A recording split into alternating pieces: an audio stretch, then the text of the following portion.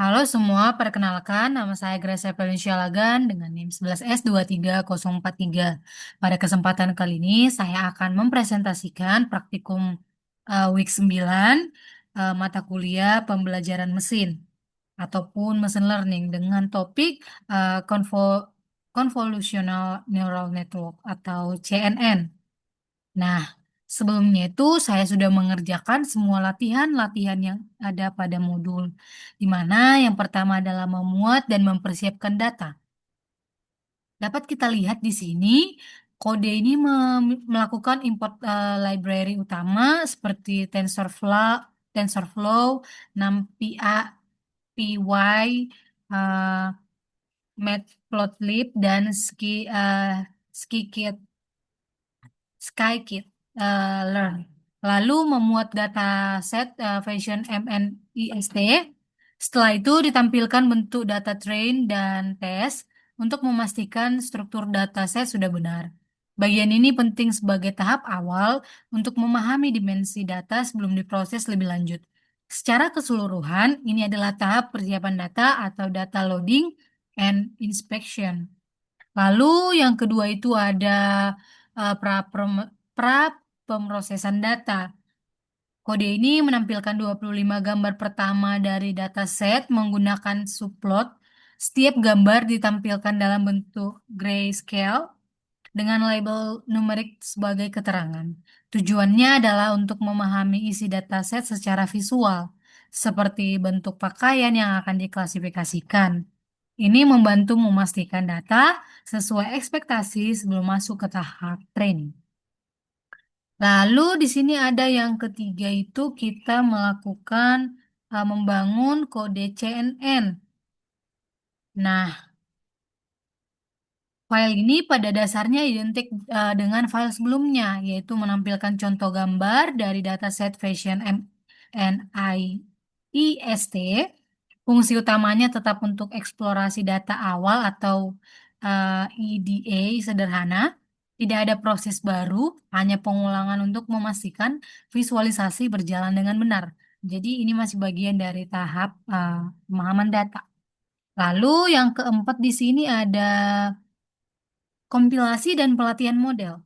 Kode ini melakukan proses training model dengan optimizer, Adam, dan loss categorical cross entropy. Model dilatih selama 10 epoch dengan pembagian data validasi sebesar 20%. Hasil training menunjukkan akurasi meningkat hingga sekitar 93% dengan penurunan loss yang stabil. Ini menandakan model belajar dengan baik tanpa indikasi overfitting yang signifikan. Ada juga yang kelima adalah analisis data ataupun visualisasi pelatihan. Kode ini memvisualisasikan performa model dalam bentuk grafik akurasi dan loss untuk data training dan validasi. Terlihat bahwa akurasi meningkat dan loss menurun seiring bertambah epoch. Kurva training dan validasi yang cukup dekat menunjukkan model cukup generalisasi dengan baik. Visualisasi ini penting untuk mengevaluasi apakah model overfitting atau tidak. Yang keenam ada evaluasi performa model. Kode ini melakukan evaluasi model menggunakan data uji yaitu X-test dan Y-test dan menampilkan nilai akurasi serta loss. Hasilnya menunjukkan akurasi sebesar 92,72%, yang berarti model cukup baik. Dalam mengklasifikasikan data, nilai loss sebesar 0,2034 tergolong rendah, menandakan kesalahan prediksi relatif kecil. Secara umum, performa model yang sudah cukup bagus untuk dataset ini. Yang ketujuh ada confusion metric dan classification report. Di sini bagian ini digunakan untuk menghasilkan prediksi kelas dari model dan membandingkannya dengan label sebenarnya. Kemudian dibuat conversion matrix untuk melihat distribusi kesalahan prediksi antar kelas secara visual. Selain itu, classification report memberikan matriks seperti precision, recall, dan F1 score untuk tiap kelas. Analisis ini memahami kelas mana yang paling sering salah diprediksi dan seberapa seimbang performa model di semua kategori. Nah, ada juga di sini untuk tugasnya, di mana saya sudah melakukan sebanyak 24 test case ataupun 24 eksperimen yang saya tes satu persatu dari tes yang pertama sampai dengan tes yang keempat yang menghasilkan training akurasi, validation akurasi, training loss, dan validation loss. Dapat kita lihat dan berikut bukti pemodelannya juga saya sertakan sampai dengan yang ke-24. Nah, setelah selesai saya melakukan eksperimen atau praktis terhadap 24 test case tersebut, ada beberapa pertanyaan dan sudah saya jawab berdasarkan modul. Yang pertama, hubungan training akurasi dan validation akurasi. Yang pertama, pengaruh learning rate. Learning rate sama dengan 0,01 menghasilkan hasil terbaik dan paling stabil. Dibuktikan dengan eksperimen 17, di mana eh, LR-nya itu 0,01, EPOH-nya 10, menghasilkan training ACC 0,9200, dan validation ACC 0,9224. Sedangkan eksperimen 18 menghasilkan hasil menengah namun loss tidak stabil. Dibuktikan eksperimen 1, training ACC dan validation ACC, akurasi. Dan learning rate 0,5 menghasilkan hasil terburuk dengan loss meledak hingga jutaan meskipun akurasi masih terlihat wajar, dibuktikan pada eksperimen yang ke-14.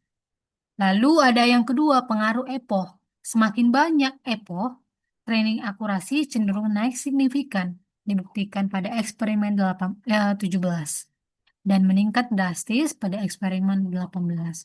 Namun, validation akurasi tidak selalu ikut naik proporsional eksperimen 17. Sedangkan eksperimen 18 selisihnya kecil pada training akurasi naik jauh. Ini menunjukkan overfitting mulai terjadi pada epoch tinggi, di mana training akurasi jauh melampaui validation akurasi.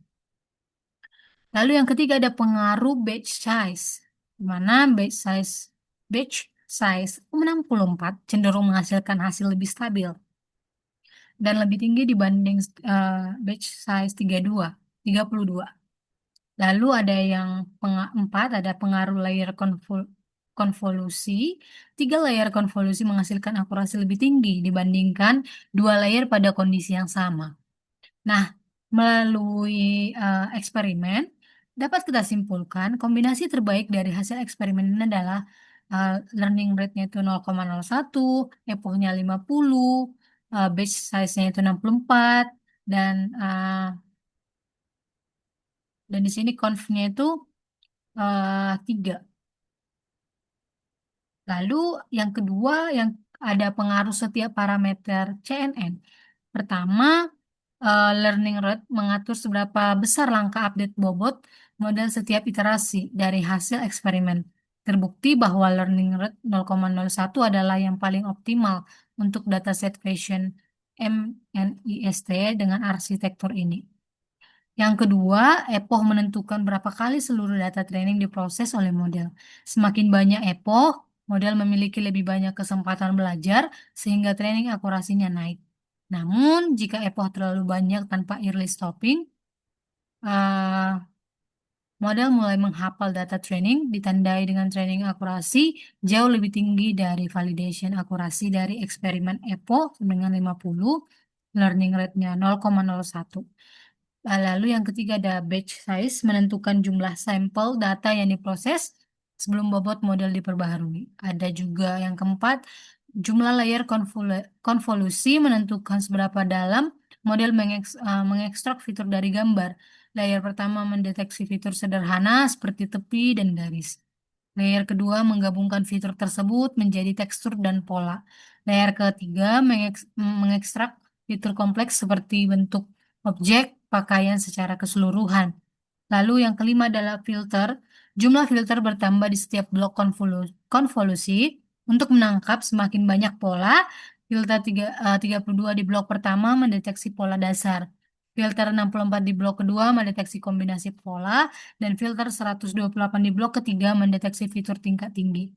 Jika filter terlalu sedikit, model underfitting karena tidak cukup kapasitas. Sebaliknya, terlalu banyak meningkat parameter secara drastis dan resiko overfitting.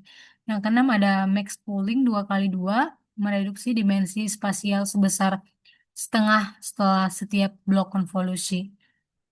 Lalu yang ketujuh adalah dropout 0,25 setelah setiap blok konvolusi dan 0,5 setelah dense uh, layer adalah teknik regularisasi yang secara secara acak menonaktifkan sejumlah neuron secara selama training.